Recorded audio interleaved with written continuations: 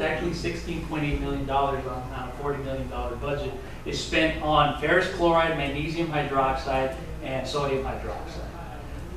We'll put that aside. I'll talk about that a little bit later. And let's look at the other pieces of utilities. That's for our pump stations. About $6 million is spent on power every year, so really not much we can do about that. Contract assistance. This is more, we can't do all the CCTV that we need to do. We have two crews. One, they operate the same equipment. One during the daytime, which mostly is used to help our sewer cleaning crews, not so much for condition assessment. And then we have that's another crew coming in, taking that same piece of equipment out and doing a condition assessment at night because you can do it during low flow. So we have a contractor assist with that. That amounts to about $750,000 a year, and we usually go for a 2-year contract with that. We also have contractors that help us with line cleaning. That's about $200,000 a year there that they assist with line cleaning. And that's mostly smaller diameter sewers that they help us with, low flow, low risk lines. Because sewer cleaning of small diameter sewers is so critical, we don't give them the really bad sewer lines or the high maintenance sewers. We take care of those ourselves. Another contract assistance would be crown spray. We do have a crown spray crew and equipment, but we can't do the footage that's required to be crown sprayed, so we contract that out to the tune of about $2 million a year. And then finally, sewer repairs. We do about $1 million worth of sewer repairs, and that's through rehab or point repairs, those types of things. The rest, labor and benefits, that's all of our activities. That's what we do. And so that's CCTV, line cleaning, those types of things, and essentially listed here. Some of these are related. Root control, line cleaning are related. Odor and corrosion control are related. But let's talk about CCTV first.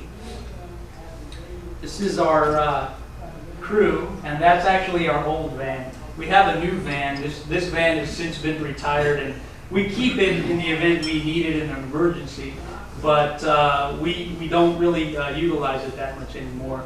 Most of this equipment is also no longer used. This is an older slide, but it just gives you an idea as to the type of operation that we have, and then also the type of equipment we use depending on the size. We have small crawlers for some of our smaller lines, and skids for location where we might have to drag the camera through, and then those pontoons for the larger sewers where we actually have to float the camera in.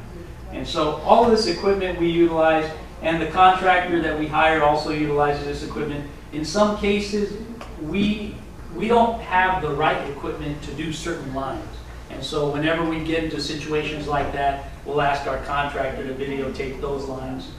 In cases where you might have a lot of sewer debris, usually clay tile line sewers where the clay tiles have fallen down, it's much more difficult to do any type of CCTV because these clay tiles, they don't fall uniformly.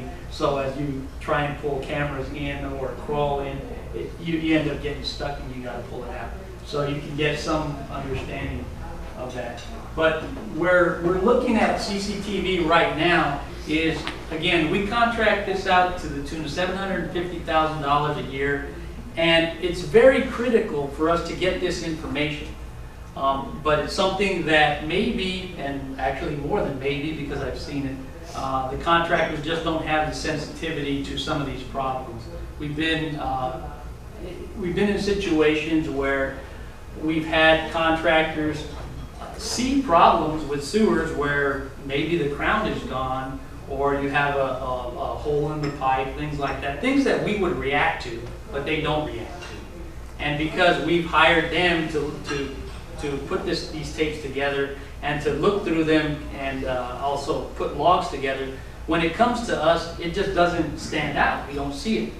And so later on, a situation might occur, and it has, where we get a sinkhole or we do some TV that's just part of our normal maintenance and see a big problem that forces us to have to put together an emergency repair. And when that happens, we always go back and check the last CCTV and just a check as to, did this just happen? And a few times we've done it and we've seen that, no, it didn't just happen. It actually was on the tape 2 years ago. We just didn't know about it. So because of that, we're looking at maybe, we have 2 crews, we only have 1 van, is maybe we should start utilizing our crews a little differently and do the condition assessment ourselves instead of relying on a contractor. And this is just an example of a sewer line that was TV. This is actually a clay tile line sewer. This particular sewer, actually I can talk about the Wright Road trunk. It's one of our oldest sewers that goes down Atlantic through the cities of Southgate, Cudahy, Compton as well, where we are. And it's a clay tile line sewer. You can't see on this picture, but in many areas the clay tile liners have fallen down, and it's something that we didn't really know about.